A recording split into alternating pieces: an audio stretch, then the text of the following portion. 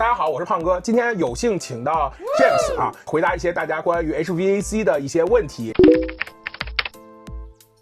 HVAC 的话，指的是 Heating, Ventilation, Air Conditioning， 暖气、通风、空调。空调在这里指的是制冷。以麻省地区为例，传统的制冷模式主要为水暖。水暖的话，它又分 Baseboard Heat 以及 Radiator Heat， 这种的话都是靠这个锅炉在地下室烧热水，然后通过水泵打到楼上的这些 baseboard 或者 radiator。 还有一种就是蒸汽系统，通过锅炉在地下室烧水转化成蒸汽，然后通过铁管导到屋内的暖气片供热。最后的话就是 forced warm air， 就是这样的暖气啊，这样的暖气的话就是靠这种 furnace， 它可以是 gas 的、propane 的或者 oil 的，甚至还有是纯电的。就是靠这个设备来加热空气，然后通过下面的风扇把这个热空气推到屋子里面。在我们面前的是一台全新的 Bosch 高效能的一台暖气，就是俗称 gas furnace。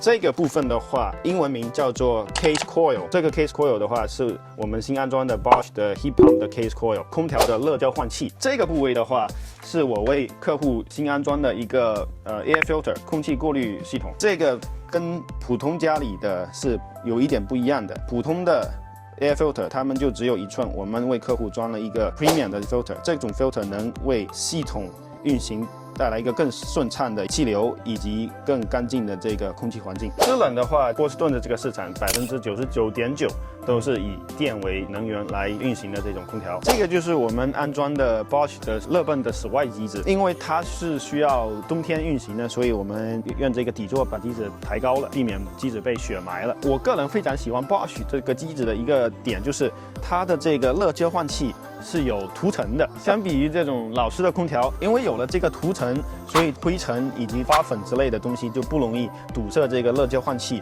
这个 heat pump 的 condenser 冬天是不能罩上的，因为它是需要运行的。你如果罩上它，机子在运行的时候反而会对机子造成损害。如果是传统空调，可以冬天就在上面放一个板，就不让叶子进去，不让雪进去就好了。四周保持通风，避免这个小动物进去。这个东西的话叫 surge protection device。所有的这种高端的机子、变频的机子，我这里给大家推荐必须安装这个东西，里面都是一大堆的主板，一旦有电压不稳的情况下，这台机子可能就会报废或者产生一个非常高昂的维修费用。这个东西很便宜，就是个几十块钱的事。